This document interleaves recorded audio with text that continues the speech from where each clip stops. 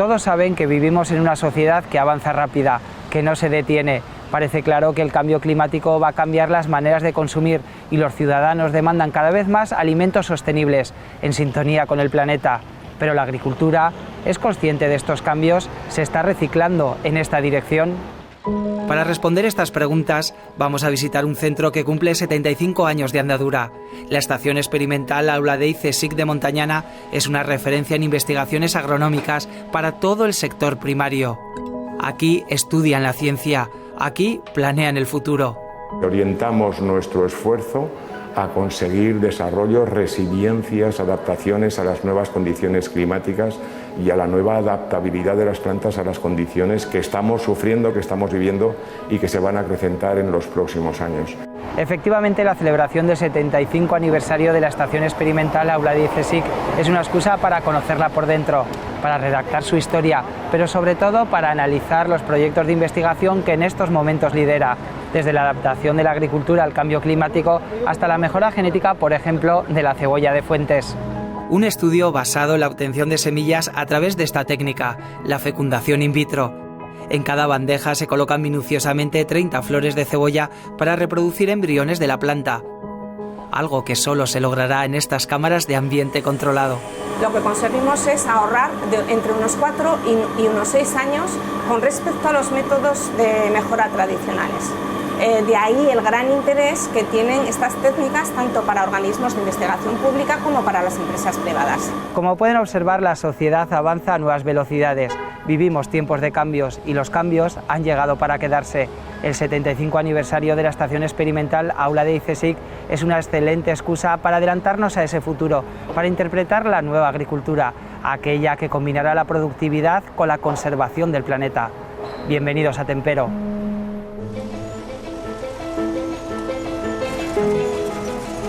Aragón es una despensa de Europa, es decir, nuestros campos producen alimentos para 15 millones de personas.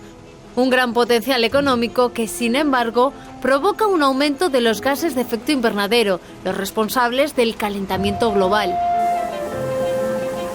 Por ello, una de las líneas de investigación de la Estación Experimental Aula Dei CSIC es reducir esas emisiones. Jorge acude hoy a uno de los 7 campos de ensayo que analiza su departamento. Desde hace 15 años se evalúa cómo influye el manejo de la tierra para reducir la presencia de gases como el dióxido de carbono, el óxido nitroso o metano. Nos preguntamos qué labores agrarias tienen mayor impacto. Pues mira, el trabajo más importante o la operación más importante que tiene mayor impacto es la fertilización y en especial la fertilización nitrogenada, la aplicación de nitrógeno en el suelo, ya sea ureas, nitrato amónicos o incluso fertilizantes orgánicos como purino, estiércol. Y por último, ensayar estrategias alternativas de manejo para mitigar, es decir, para disminuir esas emisiones de óxido nitroso. Exactamente en este campo de ensayo en el que nos encontramos ahora, ¿qué es lo que intentáis cuantificar? El objetivo es evaluar si mediante el establecimiento de dobles cosechas, especialmente la doble cosecha que viene de guisante, el maíz después de guisante, es capaz de mantener los rendimientos disminuyendo las emisiones de óxido de nitroso en comparación pues, con los monocultivos de maíz. Estamos también evaluando para cada una de ellas la interacción que tienen la fertilización nitrogenada de tal manera que hay diferentes tratamientos, diferentes niveles de diferentes dosis de fertilizante nitrogenado. Y para analizar el efecto de la fertilización en el campo debe coger el gas del suelo. Le acompañamos a una de las estaciones fijas que tienen en esta parcela de ensayo. Se trata de un anillo anclado de forma superficial en la tierra. El primer paso es colocar una cámara o tapa para acumular el gas en su interior y evitar que se escape. Lo que vamos a hacer es justamente, una vez hemos insertado la cámara en el aro, en el anillo, vamos a coger rápidamente una muestra de gas. En este caso cogemos 20 mililitros, porque tenemos unos viales, en este caso de 12 mililitros. En función del experimento, el volumen puede variar de estos viales y son viales completamente estancos y al vacío. y son los que irán al laboratorio para cuantificar la concentración de cada uno de los gases objetivos, en este caso dióxido de carbono, metano y óxido nitroso, que hay en el interior de cada uno de los viales. ¿Y cuántas mediciones como estas tenéis que hacer, Jorge? Para este experimento lo que hacemos es dejar la cámara durante 40 minutos, tal y como está, es decir, a entendernos clavada en el suelo. A lo largo de estos 40 minutos cogemos 3 muestras. O sea, el objetivo de hacer estas 3 mediciones es ver cómo va aumentando la concentración de gas durante Exacto, este tiempo. cómo varía el gas, sí.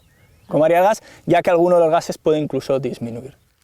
Mediciones que Jorge hace con la ayuda de Samuel. Entre los dos deben coger muestras de los 3 sistemas de cultivo que están investigando. Terminado el trabajo de campo, es Samuel el encargado de recoger todos los viales para llevarlos al laboratorio. Le acompañamos y nos cuenta que es importante analizarlos de forma inmediata para evitar fugas en los recipientes. Por ello, una vez en el departamento, colocan los viales en el cromatógrafo. Se trata de un sistema que al someter a altas temperaturas los gases se separan y en tan solo 3 minutos los resultados aparecen en la pantalla del ordenador. Lo que vemos es que en el maíz, cuando aplicamos fertilizante, se ve un aumento de las emisiones de óxido nitroso, y lo que vimos es que en el guisante no ha habido tan apenas emisiones, ya que es una leguminosa y no requiere de una aplicación de un fertilizante nitrogenado, pero cuando entramos en el ciclo de siembra de ese maíz de segunda cosecha, al haber unas necesidades de fertilización nitrogenada para ese cultivo, sí que volvimos a ver un aumento de las emisiones de óxido nitroso asociado a la fertilización. Estamos dentro de la agricultura, es cierto que tenemos que tratar de buscar una agricultura más sostenible, pero no hay que olvidarse que el fin último de la agricultura es la producción. Nos queda claro que el objetivo de estos estudios es reducir la emisión de gases a la atmósfera sin perjudicar la actividad agraria. Dejamos a Samuel analizando los últimos datos para conocer otras investigaciones unidas al cambio climático. Es el caso de la mejora genética de variedades de cebada que dirige Ana Casas. Sí. Hola, ¿qué tal? Hola, ¿qué tal? Ana, ¿qué te pillamos mirando? Aquí estamos viendo los resultados de son distintos genes de floración, que los estoy mirando en un grupo de plantas para ver cómo son. ¿Y por qué trabajáis con la floración? Pues porque nos interesa muchísimo, sobre todo ahora de cara al cambio climático, poder seleccionar materiales que realmente lleven a cabo su ciclo en el momento oportuno. ¿Y todos estos trabajos de mejora genética, desde cuándo lleváis trabajando con ellos? Sí, aquí en el departamento pues hace casi 25 años que se está trabajando. 25 años de estudio en los que han logrado obtener 3 variedades nuevas de cebada. Nos preguntamos si en un futuro próximo las semillas actuales van a ser viables. Se han seleccionado en un ambiente bastante bueno, pero si las condiciones cambian, las plantas van a sufrir. Es muy posible que haya... Nosotros la cebada se cultiva en secano y dependes completamente de la lluvia, entonces si las lluvias van a ser más erráticas y si hay una subida de temperaturas, pues no va a servir el material que hay. Estamos hablando de cambio climático, de aumento de las temperaturas. Tal vez variedades que se cultivan aquí se pueden llegar a cultivar y a trabajar en otras partes de Europa. Bueno, nosotros pensamos que sí, fue una sorpresa en un proyecto que terminó el año pasado. Estuvimos haciendo ensayos con materiales desde Marruecos hasta Finlandia. Realmente son 5 países a lo largo de toda Europa. Y la sorpresa fue que materiales españoles en Finlandia no iban nada mal. Y los propios finlandeses estaban sorprendidos. El cambio climático es una realidad que desde hace años investiga la Estación Experimental Aula de CSIC. En sus laboratorios y también en sus campos de ensayo se prueban nuevos sistemas agrarios que ayuden a reducir el calentamiento global. Estudios necesarios para conservar la rentabilidad del campo aragonés. Sin duda el cambio climático es una realidad con la que la agricultura en su conjunto debe de aprender a convivir. Y un lugar especialmente sensible es la comarca de Monegros. Allí el Departamento de Suelo y Agua de la Estación Experimental Aula de CSIC está investigando los ecosistemas de sus lagunas saladas, porque son únicas en el continente, porque están integradas en los actuales y futuros regadíos. Volvemos en 30 segundos. Ellos necesitan una casa segura, confortable y duradera. Por eso confían en Ferber. Más de 40 años construyendo naves ganaderas, agrícolas e industriales. Desde los cimientos hasta el más mínimo detalle. Ferber construye tu nave a medida. ¿Qué necesitas? Soy Ferber, soy Ferber. Miguel Mena nos presenta a Trasmoz. Sin cobertura. Mañana en Aragón TV.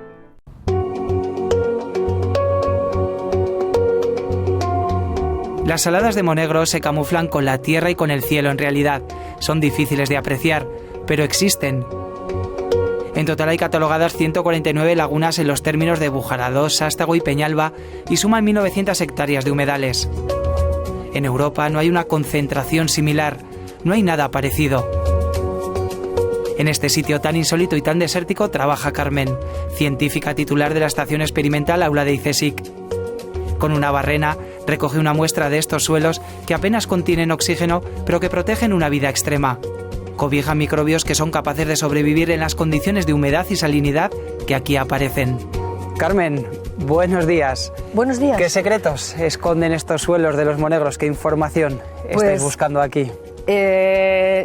Una información súper interesante. Estos suelos son, como verás, el color blanco nos indica que tienen una cantidad de sal tremenda, son unos suelos hipersalinos y además con una cantidad de yeso enorme, que eso es típico del centro del Valle del Ebro, de los alrededores de Zaragoza, y además se inundan temporalmente, entonces tienen unas condiciones tan extremófilas y tan cerca de la agricultura, tan cerca de la población, que no podemos pasar sin estudiarlas. Y para poder encontrar toda esta información, ¿qué instrumentos, qué herramientas de trabajo estáis utilizando? Es una cámara muy sencilla, como la que puede usar un fontanero dentro de un tubo para ver un atasco, pero nosotros lo que grabamos es un vídeo que nos muestra el interior de un tubo que nosotros hemos pintado con unos colores y nos está indicando cómo quedan esos colores, cómo se han cambiado, cuánta cantidad queda de pintura, cuánta no, y eso nos va a informar, Y os informa de dos parámetros que son el hierro y el manganeso. Sí, aquí concretamente sí. ¿Esto qué información nos da de cara a la composición de los suelos y a los hábitats que vemos en superficie? Pues mira, estos suelos al tener tanta agua, que están siempre saturados en agua,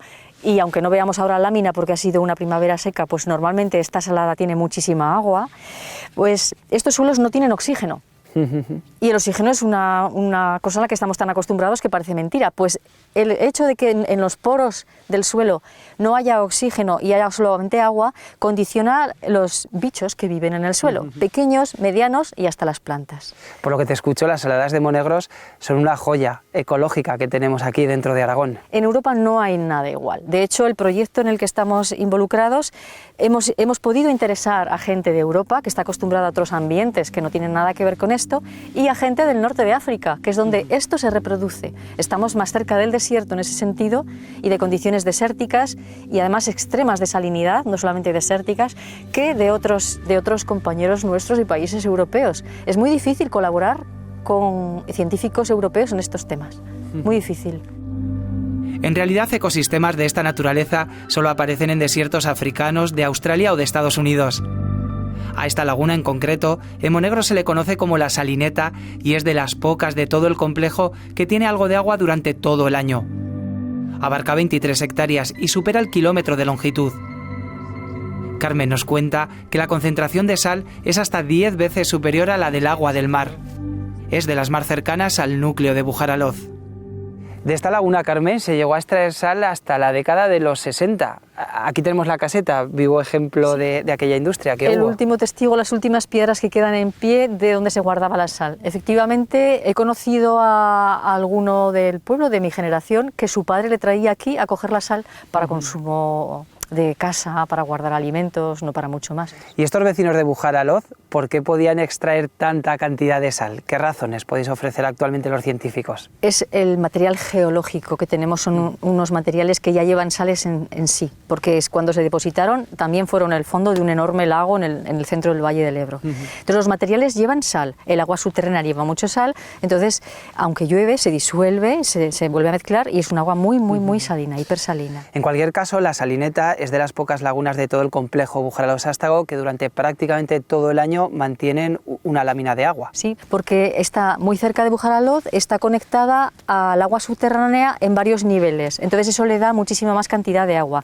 Entonces, porque tenemos una sequía últimamente más fuerte, pero si no, normalmente todo el año tiene agua. Ahora eso sí, centímetros, 15, 20, 10, 7... Y la orientación de la salineta es la misma que la fuerza del Cierzo. Sí. Aquí el viento es un agente importantísimo en esta comarca de Monegros. Efectivamente, es uno de los factores formadores de estos fondos tan planos, solamente el viento los puede hacer. Entonces el Cierzo, que no es que funcione ahora, ha funcionado durante millones de años. Durante millones de años, miles y millones de años, ha formado estos fondos y sigue formándolos porque evacúa todo el material que se deposita. Precisamente por la fuerza del Cierzo y sobre todo por la falta de oxígeno en el suelo, el 84% de la superficie de la laguna aparece desnuda de vegetación. Por ello, las pocas plantas que observamos son del todo singulares. En la playa más meridional germinan soaedas y salicornias, especies capaces de crecer en ambientes salinos y que van enrojeciendo a lo largo del verano. Además, Carmen nos quiere enseñar esta otra singularidad propia de ambientes extremos. Pues mira, esta planta se llama Artrocnemum macrostachyium, que es la planta perenne, está siempre todo el año. Ya ves que esto más verde claro es de este año, lo oscuro es del año pasado. Es la más tolerante a la salinidad. O sea, si donde está esta, sabes que hay una salinidad tremenda. Además, por lo que veo, sí que tiene una forma muy redondeada. Típicamente, toda la planta. sí. Cuando crece, forma estas formas de la planta tan redondeada que desde el aire se ven muy típicos, muy típicos. Entonces, hay aquí y ya te tienes que ir a zonas costeras para encontrarla. Y por lo que veo ahí arriba, en la zona de los taludes, la vegetación ya cambia totalmente. Claro, Están sí. los espartales, zonas más esteparias. Sí, porque ya no llega el agua salina y ahí es donde se permite el crecimiento de... Bueno, y en la mano llevas una rosa del desierto, que no hay que decir que la hayas encontrado en el norte de África, que es de aquí, de los Monegros, de estos saladares. Viene en las formaciones, en los terrenos geológicos, vienen con muchos cristales de yeso que se han formado a lo largo de miles de años hace millones de años y que ahora están en la superficie porque las podemos ver en algunos de los taludes. Y bueno, esta es muy bonita, está muy, muy bien formada. Hay otras que no están tan formadas, pero son muy, muy frecuentes. Los cristales de yeso, formando rosas del desierto. Estamos en la Salineta, una de las lagunas más importantes de todo el conjunto. ¿Por qué la habéis elegido en este momento para estudiar y qué interés tiene de cara al futuro, sobre todo en su relación con el medio y con la agricultura, actividad fundamental en esta comarca? Está habiendo una transformación, lógicamente, que pasa del secano al regadío. Entonces, cuando se vaya produciendo esa transformación, el entorno va a cambiar y esta efectivamente se va a ver la más afectada porque es la primera, la más cercana al nuevo regadío.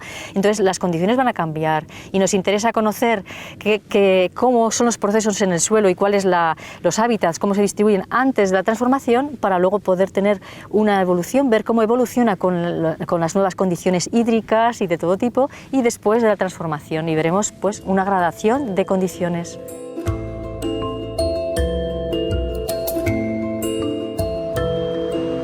Conocer el comportamiento de los suelos en ambientes salinos es importante para la agricultura, porque en muchas zonas del Valle del Ebro estas condiciones limitan la producción. Por esta razón, Carmen quiere observar una de las muestras recogidas en el laboratorio del Departamento de Suelo y Agua, una de las 4 áreas de investigación en las que se divide la estación experimental Aula de ICESIC. Aquí se trabaja la relación del sector primario con el medio natural para avanzar precisamente hacia modelos de convivencia más sostenibles. Carmen, hola de nuevo. Hola. Por lo que veo, ya estás analizando la muestra que has recogido en la laguna de la Salineta a primera vista. ¿Qué estás observando aquí en el microscopio? Estamos viendo la estructura del suelo a una escala muy, muy detallada, porque nos interesa ver pues, cómo se organiza a escala detallada pues, los diferentes componentes del suelo y qué composición tiene, determinar un poco qué minerales vemos y si hay restos de fauna, restos de semillas de plantas y cómo se organiza todo en conjunto, la estructura. En este caso, por ejemplo, tenemos aquí unos cristales que son cristales lenticulares de yeso. Unos cristales de yeso que aquí en el ordenador los estás viendo porque se reflejan de color blanco. ¿Sí? ¿Es así como los puedes identificar? Sí, ya ves que el tamaño es microscópico aquí y sin embargo pues son muy parecidos a los que habíamos visto en campo. Porque se reproduce, es lo mismo, en pequeño o en grande. Te voy a enseñar, por ejemplo, lo que sería un tamaño intermedio. No es microscópico, pero tiene un tamaño de 1 centímetro o 2. Que eso Son los sería mismos. el germen de la rosa del desierto. Efectivamente. Cuando va creciendo, se va poniendo en forma de macla, que se dice, van creciendo en ángulos entrelazados y se forma al final una rosa, bueno, de diferentes tamaños. Bueno, y más allá del descubrimiento de estas joyas medioambientales ecológicas, vuestros estudios sí que son importantes para compatibilizar la agricultura con el medio ambiente. Esto es fundamental, entiendo, de cara al futuro y en comarcas como la zona de Monegros. Bueno, la agricultura no solamente es producción, la agricultura también debe ver la parte de vista de la sostenibilidad. Entonces, el uso agrícola y la protección de lugares singulares como los que hemos visitado hoy, pues es muy importante. Entonces, hay que llegar a un balance, a un equilibrio y considerar que existe todo y que todo puede convenir para una sociedad. De hecho, nos conviene. La compatibilidad de la agricultura con los hábitats naturales es sin duda uno de los objetivos de la estación experimental. En estos 75 años de existencia de Aula de ICESIC, las líneas de investigación de sus científicos han ido evolucionando porque la sociedad avanza hacia nuevas metas. Está claro que hay que producir, pero está claro también que todo hay que abordarlo de forma sostenible. La verdad es que en sus 75 años de existencia, la estación experimental Aula de ICESIC se ha distinguido por dar soluciones a la agricultura desde la ciencia. Unas certezas que en estos momentos está rastreando la denominación de origen melocotón de Calanda para solucionar la clorosis férrica, es decir, la falta de hierro en sus árboles frutales, una carencia que solo la investigación podrá mitigar.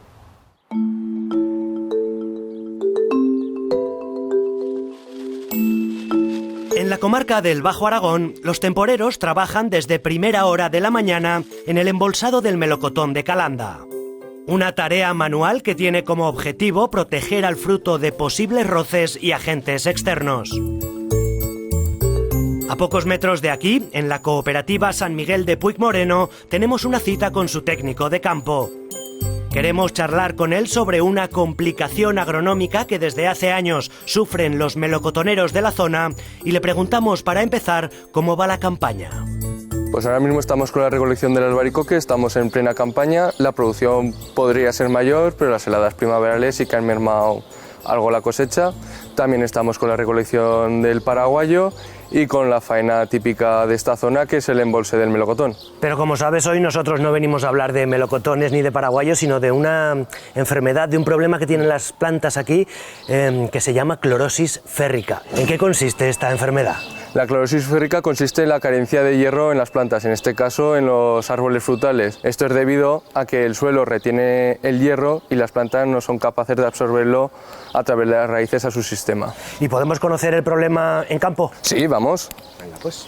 Nos acercamos con este ingeniero agrónomo de 24 años hasta una parcela de melocotoneros afectados por clorosis férrica. Pues esto sería una hoja típica con clorosis. La ausencia de hierro provoca una notable disminución de la producción y en estos árboles apenas han brotado algunos frutos. Le preguntamos a Rubén cómo se evidencia en la planta ese déficit de hierro. Pues fíjate, por ejemplo, esta rama, cojo una hoja, tiene unos tonos amarillentos con la nervatura central y las laterales de un color más verdoso. En cambio, si cogemos esta hoja, presenta un color natural de hoja de melocotonero. Esta es la principal diferencia y cómo lo distinguimos nosotros los técnicos. O sea, esta es la sana y esta es la enferma, la que tiene clorosis férrica. Efectivamente. Y vemos que todos estos árboles están llenos de hojas enfermas. Efectivamente, todos estos árboles están enfermos, necesitan la absorción de hierro urgentemente. Y creo que estos suelos calizos, además, dificultan esa asunción del hierro por parte de las plantas, ¿no? Sí, efectivamente, Aragón, en concreto el Valle del Ebro, es una zona con alta caliza, superior al 20, con pHs básicos entre 7 y 8 y con un clima semiárido. Todo eso dificulta que el árbol absorba correctamente el hierro del suelo. ¿Y cómo compensáis en campo esa ausencia de hierro? Pues ya lo compensamos con el inicio de la plantación buscando patrones que sean más tolerables o que resistan o que sean capaces de absorber más hierro del suelo, y si todavía la planta no absorbe el hierro suficiente, empleamos quelatos de hierro, los cuales son moléculas que son capaces de absorber el hierro inmovilizado en el suelo y ofrecerse a la planta de una forma asimilable por ella. Quelatos de hierro que son fertilizantes y que creo que son bastante caros, ¿no? Sí, son bastante caros, pero es que no nos falta hierro en el suelo, lo que pasa es que está bloqueado por el suelo y la planta no es capaz de absorberlo. Entonces, si empleáramos otros abonos ricos en hierro, se quedarían inmovilizados en el suelo igual que están, los que ya están. De todas formas, creo que hay un grupo de investigación que está trabajando en solucionar este problema, ¿no? Sí, en Zaragoza está el CSIC, con los que mantenemos bastante contacto para ver cómo va evolucionando. Nos trasladamos hasta las instalaciones de Aula Dei CSIC para conocer los avances de la investigación y conversamos con una de sus responsables. Ana, hemos visto el problema de la clorosis férrica en campo, pero creo que es un problema que no solo afecta a los frutales, ¿no? Efectivamente, la clorosis férrica es un problema agronómico grave que está muy extendido en el mundo y también afecta a otros cultivos, como soja en Estados Unidos, arroz en los países asiáticos y cacahuete en la India. ¿Y por qué es importante el hierro para las plantas? El hierro es parte de cientos de proteínas y enzimas indispensables para la vida, teniendo un papel en procesos biológicos fundamentales como la fotosíntesis, la respiración y la replicación del ADN. Adrián tiene que elegir en las cámaras de cultivo uno de los ejemplares afectados por clorosis férrica. Son plantas de laboratorio creadas para la investigación y para la obtención de resultados. Una vez seleccionada, este joven investigador debe preparar una muestra con pequeñísimos trozos de raíz que debe ser cortada de forma minuciosa. Después de guardar debidamente la muestra para su examen, en una sala contigua y en ausencia de luz para no alterar propiedades, Francisco analiza los componentes de la solución nutritiva en la que se ha desarrollado la planta.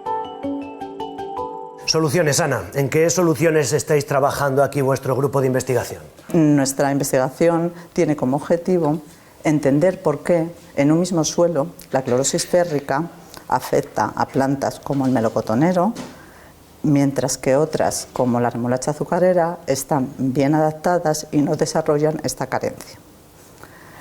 Nosotros hemos demostrado que las raíces de las plantas bien adaptadas secretan sustancias que favorecen la absorción de hierro. Entonces, las soluciones en las que estamos trabajando pretenden utilizar mecanismos naturales que ya desarrollan algunas plantas para diseñar métodos de fertilización más sostenibles, en vez de aplicar productos artificiales, químicos de síntesis, que son los que se usan habitualmente.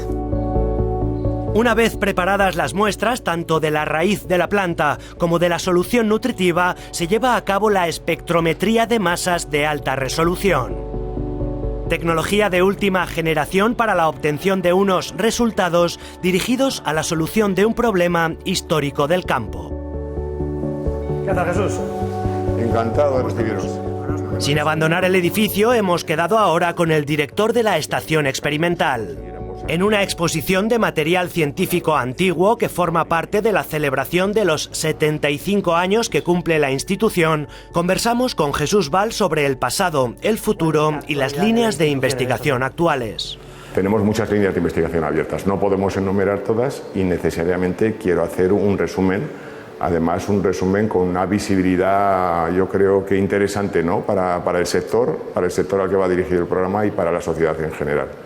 Por mencionar algún tema de plena actualidad, el uso de plásticos biodegradables en la agricultura.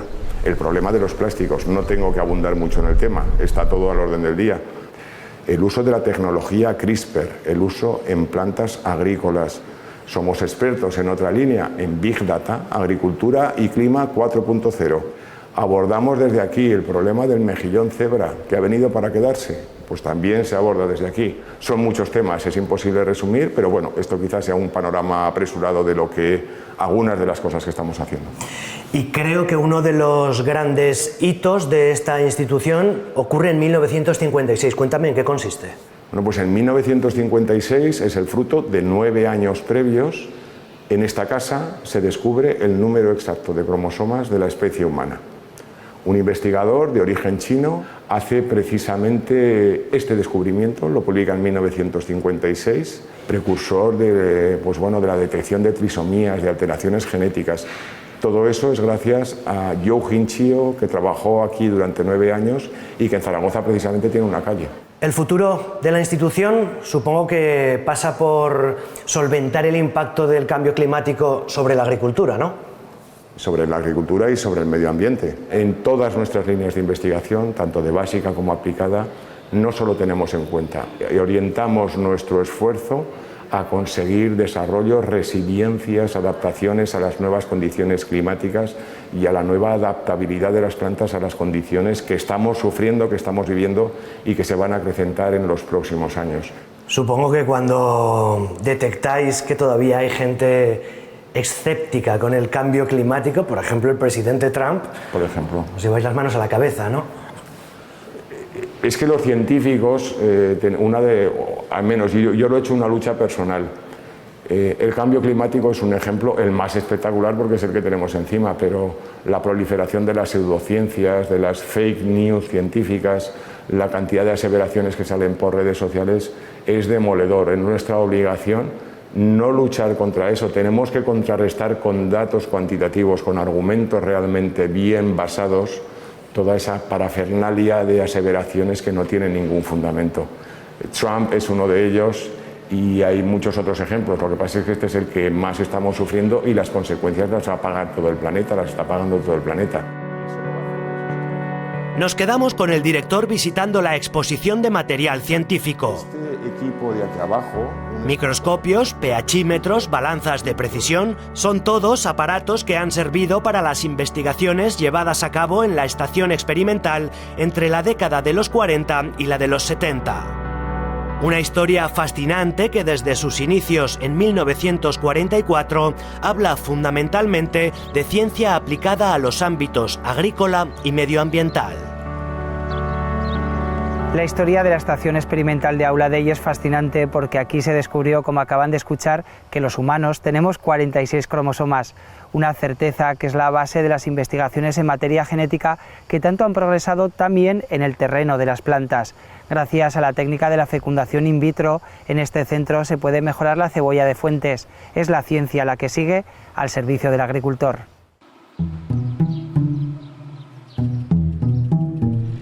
La mejora selectiva de semillas se lleva haciendo miles de años desde que los primeros agricultores guardaban las más productivas y sanas. La investigación ha permitido esa mejora selectiva a través de la aplicación de técnicas de cultivo in vitro. Dichas técnicas se han constituido como una herramienta efectiva en la aceleración de los programas de mejora en cereales, hortalizas y frutales. María Pilar, ¿qué es exactamente el cultivo in vitro?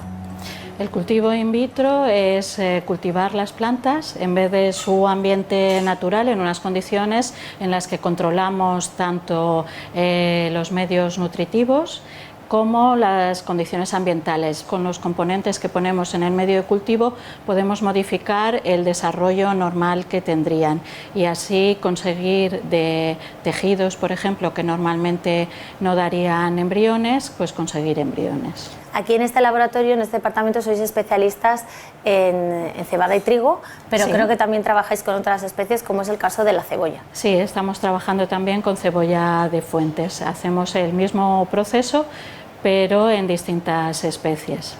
Lloreto creo que además está con uno de los primeros pasos, sí, que se llama inflorescencia. Sí, estamos trabajando con la inflorescencia de cebolla, de la cebolla de Fuentes, que tiene distintas flores. La que nos interesa a nosotros son las flores que están cerradas, que todavía no están desarrolladas, y las extraemos para después ponerlas en condiciones de cultivo in vitro.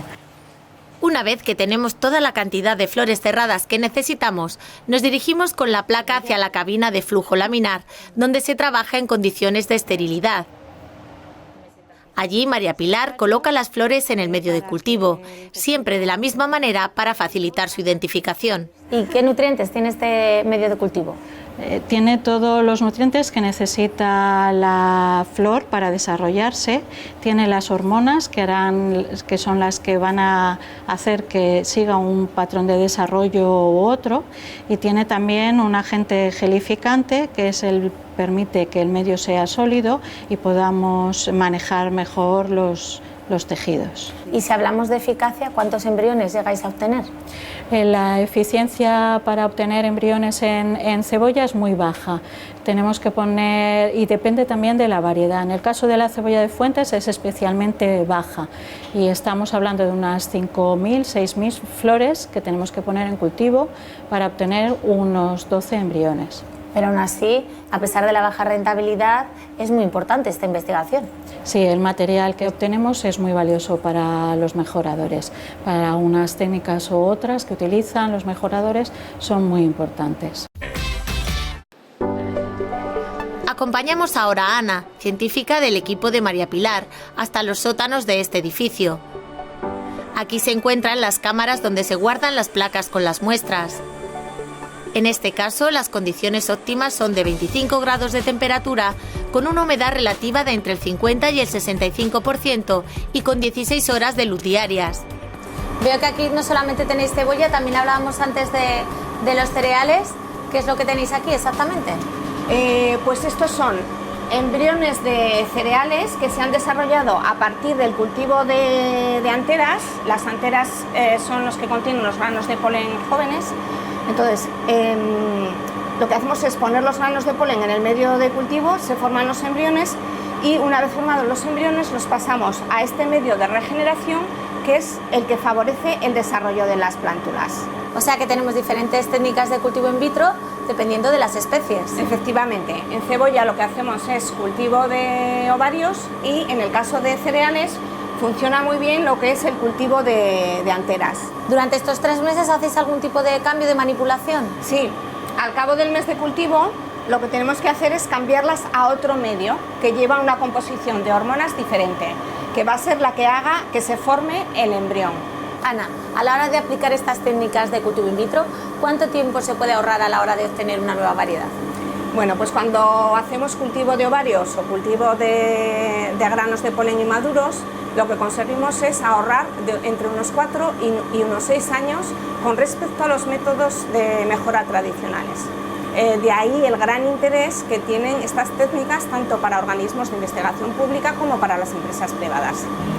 Una de las principales aplicaciones comerciales del cultivo in vitro es la micropropagación, ya que permite la producción masiva de plantas de calidad uniforme. Es el caso del pistacho, un cultivo emergente en España que ya cuenta con 400 hectáreas en Aragón, pero cuya producción de planta, como nos cuenta Juan Marín, es insuficiente, llegando a existir lista de espera de hasta 2 años. Pero además, la micropropagación ofrece la posibilidad de propagar los individuos mejores, los selectos. Y eso es lo que hacemos aquí. Tenemos unos clones que han sido seleccionados por su vigor entre una colección. Y eso es lo que luego posibilitará que todas las plantas tengan la misma calidad. Y en todo este proceso de la micropropagación hay diferentes fases, que son las que tenemos aquí. Así es. Mira, en esta primera fase tenemos el establecimiento del cultivo. Hemos partido de un trozo de rama cogido del campo y después de haberlo desinfectado, lo ponemos en un medio de cultivo adecuado y al cabo de unas semanas obtenemos crecimientos. Y esos crecimientos luego hay que multiplicarlos. En un medio de cultivo adecuado, de donde teníamos un único brote, tenemos ya decenas. Luego vendría el enraizamiento. Estos brotes que hemos obtenido son los que luego les hacemos que aparezcan raíces y por último los aclimatamos.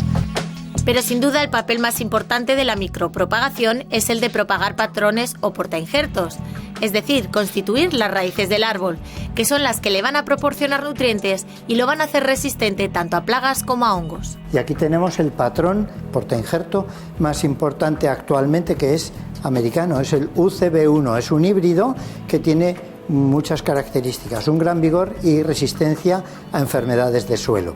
Bueno, pues lo propagamos in vitro y así posibilitamos que haya patrones selectos en gran cantidad que puedan ser injertados.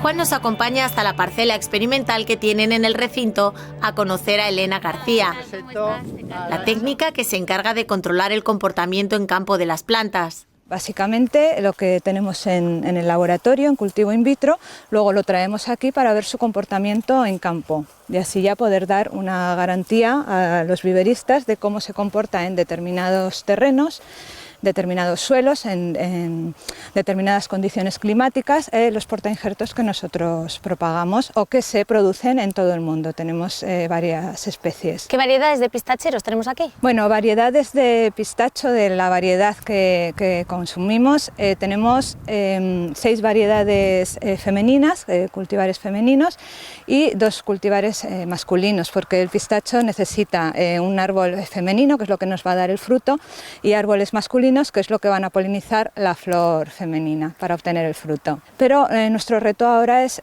obtener individuos homogéneos a partir de Pistacia terebinto, que se adapta muy bien a la península ibérica, y además en veranos como este, tan calurosos y con falta de agua en muchas zonas, es el portainjerto que mejor se adapta a la península, el Pistacia terebinto. Gracias a la investigación, el cultivo in vitro y la micropropagación se presentan como técnicas indispensables para una agricultura de calidad, capaz de hacer frente a necesidades futuras como plagas, aumento de población o estrés ambiental. Unas realidades que están en el horizonte de la estación experimental Aula de ICESIC, centro de referencia de la agricultura del futuro. La verdad es que este edificio se levantó hace 75 años para que la ciencia penetrara en la agricultura y por lo que hemos podido observar en el programa parece que lo ha conseguido. La estación experimental Aula de ICESIC es un centro con un enorme potencial que por estar al servicio del sector primario también lo está el de toda la sociedad. Un bien público que hay que cuidar porque los retos medioambientales, productivos y sanitarios son infinitos. Feliz semana desde Tempero.